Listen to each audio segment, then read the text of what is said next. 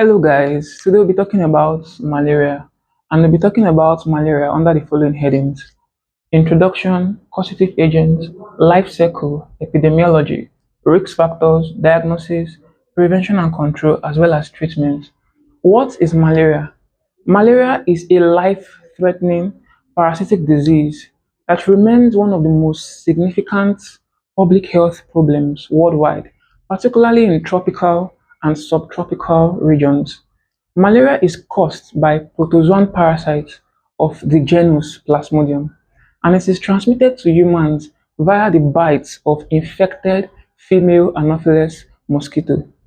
Malaria has afflicted humans for thousands of years, and it continues to exert a great burden on global public health with profound medical, social, and economic consequences.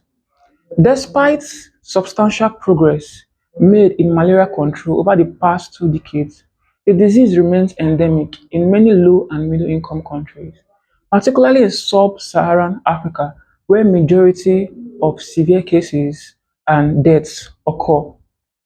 Children under the age of 5 and pregnant women are the most vulnerable to severe disease and mortality.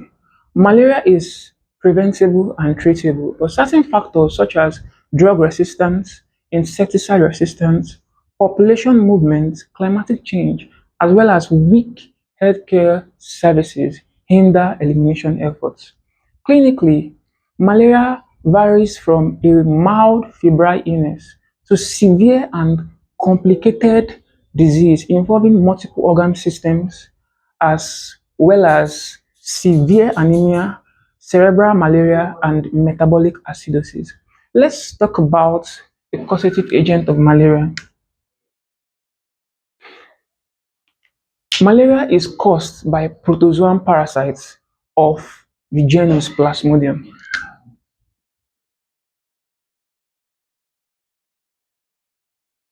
Malaria is caused by protozoan parasites of the genus Plasmodium. These parasites are obligate intracellular protozoan parasites, meaning that they rely solely on the host for survival, for growth, as well as reproduction. They cannot replicate independently of the host. 5 species of this genus Plasmodium is known for causing malaria worldwide, and these species include: 1. Plasmodium falciparum.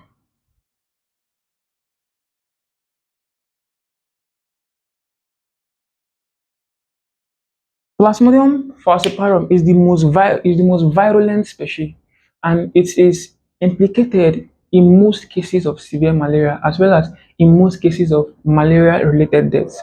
There's also Plasmodium vivax. Plasmodium vivax is widely distributed and it is capable of causing relapsing malaria. There's also Plasmodium malariae. Plasmodium malaria is more associated with chronic infections as well as causing quartan fever. There's also Plasmodium ovale. Plasmodium ovale causes relapsing malaria, particularly in West Africa. Also, there's Plasmodium noelsei. Plasmodium noelsei is predominantly causes malaria, particularly in Southeast Asia. Of all these species, Plasmodium falciparum is the most significant and the most implicated causative agent when it comes to causing malaria, especially severe forms of malaria, particularly in sub-Saharan Africa. Let's talk about the life cycle. Let's talk about the life cycle of Plasmodium. The life cycle of Plasmodium depends on two hosts, is carried out in two hosts. First of which is the female Anopheles mosquito, which is the definitive host. The second host is the intermediate host, which is humans. The life cycle of Plasmodium involves sexual reproduction in the definitive host, which is mosquito, female Anopheles mosquito, and asexual reproduction in humans, which is the intermediate host. The life cycle of Plasmodium involves two important phases. The first of which is the sporogonic phase. Sporogonic phase. The sporogonic phase and the asexual phase. The life cycle of Plasmodium involves two important phases, the sporogonic phase and the asexual phase. Let's talk about the sporogonic phase.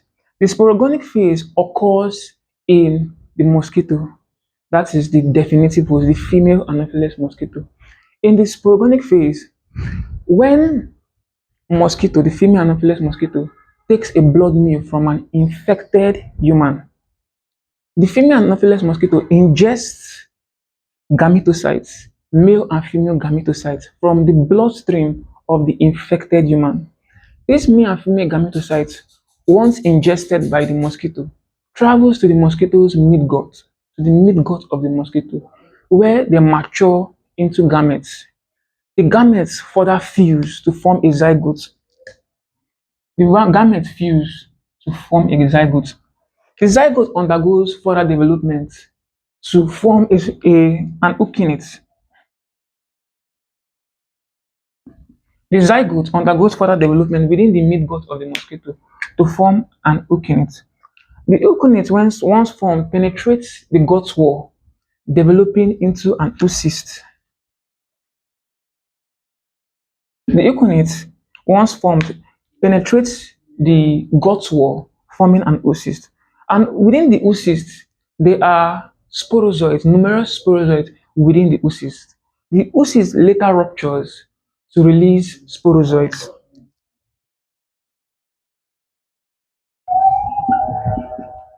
The oocyst ruptures to release sporozoites. Sporozoites, once released, then migrate to the salivary gland of the mosquito, making the mosquito to become infective. So this is basically the sporogonic phase.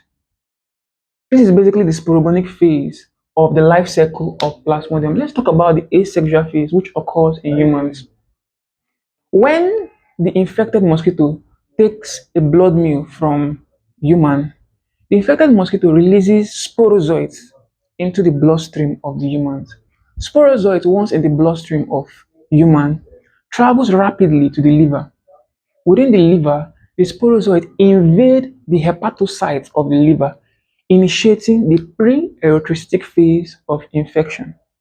Within the liver, the sporozoites parasites undergo asexual multiplication, causing the formation of schizons. Schizons. Within the liver, the parasites undergo asexual reproduction, causing the formation of schizons. Schizons, just like oocysts in the sporogonic phase, also rupture, leading to the release of merozoites.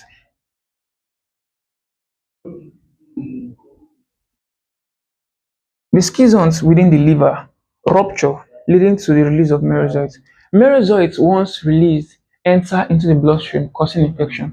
It is important to note that in Plasmodium vivax, as well as in Plasmodium ovale, certain parasites remain dormant in the liver, and these parasites are known as hypnozoites.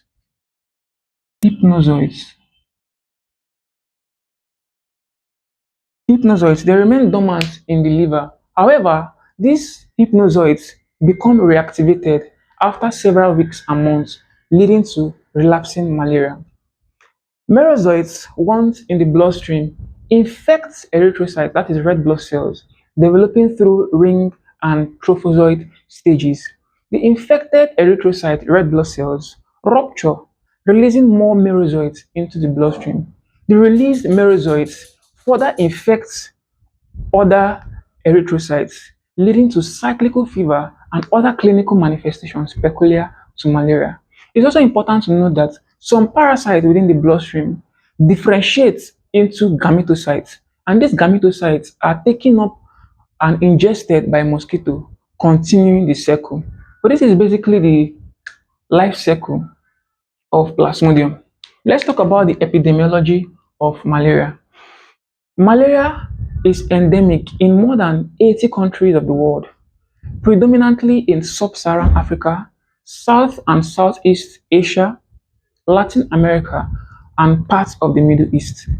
Sub-Saharan Africa has the greatest burden, with a vast majority of severe cases of malaria as well as deaths. Transmission intensity varies with environmental, climatic, as well as socioeconomic factors. Warm temperature, high humidity, as well as stagnant water bodies favor mosquito breeding and parasite development.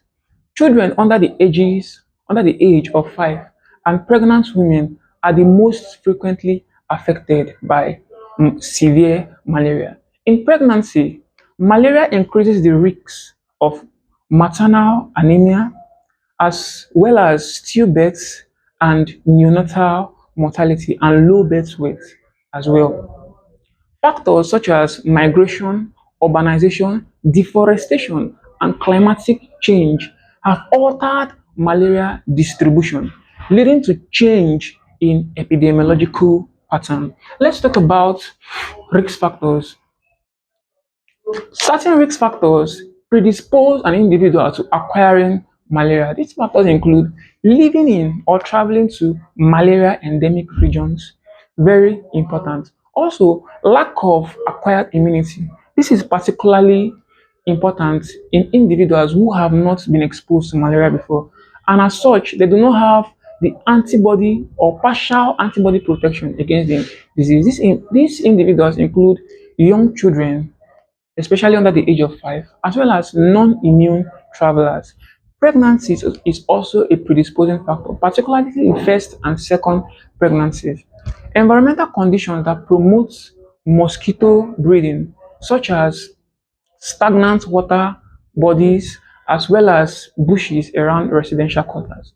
Low socioeconomic condition, poverty, lack of adequate or exposure to adequate healthcare facilities and services.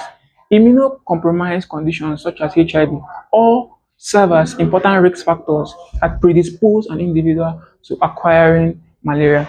Let's talk about diagnosis. Accurate and prompt diagnosis of malaria plays important role in effective treatment management and also in inhibition of progression to severe forms of the disease. Microscopy remains the gold standard when it comes to laboratory diagnosis of malaria. Thick blood films are more sensitive and they are particularly used in parasite detection, while thin blood films are more useful in species identification as well as parasite quantification. RODTs, RODT, that is the rapid diagnostic test, are used in malaria detection or in malaria diagnosis. And these rapid diagnostic tests are particularly used to detect malaria antigens, particularly the HRP2, that is the histidine rich protein 2. Also, it is also used to detect malaria antigens such as the L, the PLDH, that is the parasite lactate dehydrogenase.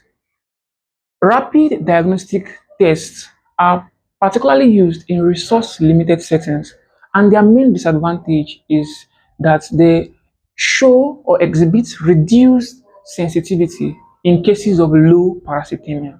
Molecular methods such as the polymerase chain reaction are used, and they offer high specificity and sensitivity, particularly used in researches, in reference laboratories, and in epidemiological settings and studies. Serological techniques such as ELISA, and the IFA, that is enzyme-linked immunosorbent assay, immunofluorescence assay.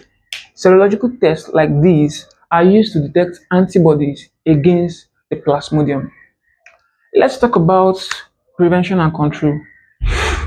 Prevention and control of malaria is based on use of insecticide treated nets in endemic regions, also environmental management and sanitation to eliminate mosquito breeding sites such as stagnant water and bushes around residential quarters. Also very important as a preventive and control measure is vaccination. Malaria vaccines such as the ROTS, as well as the SAS01 provide partial protection, and they are integrated into malaria control programs in many regions of the world as control strategies for malaria. Also very important as a preventive and control measure of malaria is preventive anti-malaria drugs. Preventive anti-malaria drugs are given to or are recommended for travelers to endemic regions to help offer protection when traveling to endemic regions and high-risk population.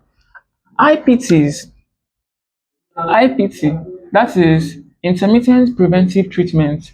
Intermittent preventive treatment is used in pregnant women as well as in infants in endemic regions to reduce mortality as well as morbidity.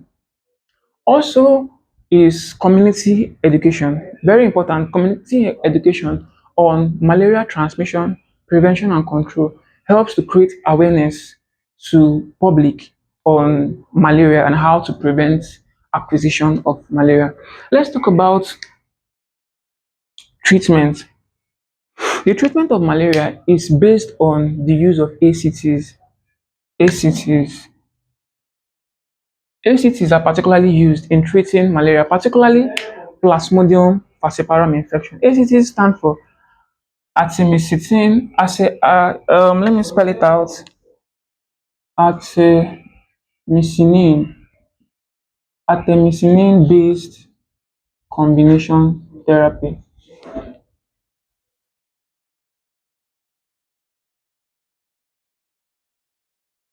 ACTs, artemisinin-based combination therapy, are used in treating malaria, particularly Plasmodium falciparum infection. Examples of these ACTs include examples of ACTs include artemether lumefantrine. This is like the most popular. Artemether lumefantrine. Also, also another important example of ACTs is artesunate amodiaquine. Artesunate amodiaquine. Artemether lumefantrine and artesunate amodiaquine are two major examples of the ACT, which is artemisinin-based combination therapy that is used for treating malaria, particularly the Plasmodium falciparum infection. In Plasmodium vivax and Plasmodium ovale infections, ACTs are also used, and also chloroquine. Chloroquine Chloroquine is also used as combination therapy for treating Plasmodium vivax and Plasmodium ovale infections. Also, primaquine is also used in Plasmodium vivax and Plasmodium ovale infections, and primaquine helps in eliminating hypnozoids that are capable of causing relapsing malaria. So this is basically the treatment of malaria.